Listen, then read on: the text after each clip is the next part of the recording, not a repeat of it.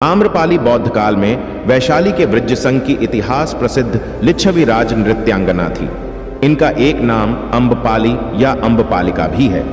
आम्रपाली अत्यंत सुंदर थी और कहते हैं जो भी उसे एक बार देख लेता वह उस पर मुग्ध हो जाता था। अजातशत्रु उसके प्रेमियों में था और उस समय के उपलब्ध साहित्य में अजातशत्रु के पिता बिंबसार को भी गुप्त रूप से उसका प्रणयार्थी बताया गया है। आम्रपाली को लेकर भारतीय भाषाओं में बहुत से काव्य, नाटक और उपन्यास लिखे गए हैं। एक बार की बात है, महात्मा बुद्ध अपने शिष्यों के साथ घूमते हुए वैशाली नगरी में पहुंचे। वैशाली को उस समय 16 महाजनपदों में एक महत्वपूर्ण जनपद माना जाता था, जिसकी ख्याति दूर दूर तक फैली हुई थी। यह नगरी परम वैभवशाली और हर तरफ से संपन्न थी। महात्मा बुद्ध के आने की बात पूरे नगर में फैलते देर न लगी।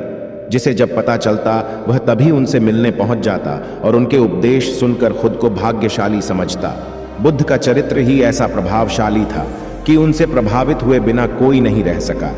उस नगर की गणिका और राजनर्तकी आम्रपाली भी बुद्ध से मिलने की इच्छुक थी। वह खुद महात्मा बुद्ध के पास चलकर आई और उन्हें अपने घर भोजन के लिए आमंत्रित किया।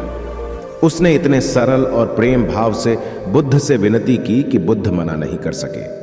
जब यह बात उनके शिष्यों को पता चला कि महात्मा बुद्ध ने एक गणिका का आमंत्रण स्वीकार किया है, तो सबने इसका विरोध किया। महात्मा बुद्ध ने बड़ी सरलता से अपने शिष्यों से कहा, मैंने तो उसकी प्रेम भावना देखी। उसने जिस भावना से मुझे बुलाया है वह बिल्कुल पवित्र और निश्चल था।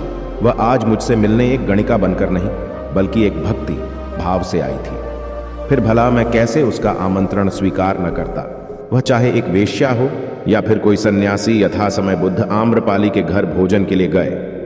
वह पहले से ही भोजन की सारी व्यवस्था करके भगवान बुद्ध के आने की राह देख रही थी। मन में यह विचार भी आ रहा था कि कहीं बुद्ध अपनी बात से मुकर न जाए।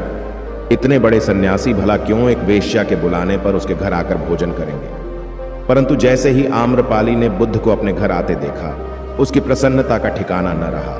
वह दौड़कर दरवाजे पर गई और उनका स्वागत किया। खुद अपने हाथों से भोजन परोसा और उनकी आव भगत की महात्मा बुद्ध के शिष्यों ने, जो उनके साथ आए थे, जब एक वेश्या को, जिसके कदमों में खुद सम्राट बिंबसार से लेकर अजातशत्रु थे, पूरी वैशाली जिसके एक झलक पाने के लिए तरसती थी, उसे एक सन्यासी के लिए ऐसा व्यवहार करते देख बुद्ध के शिष्यों के मन में अपने गुरु के लिए सम्मान और ज्यादा बढ़ गया।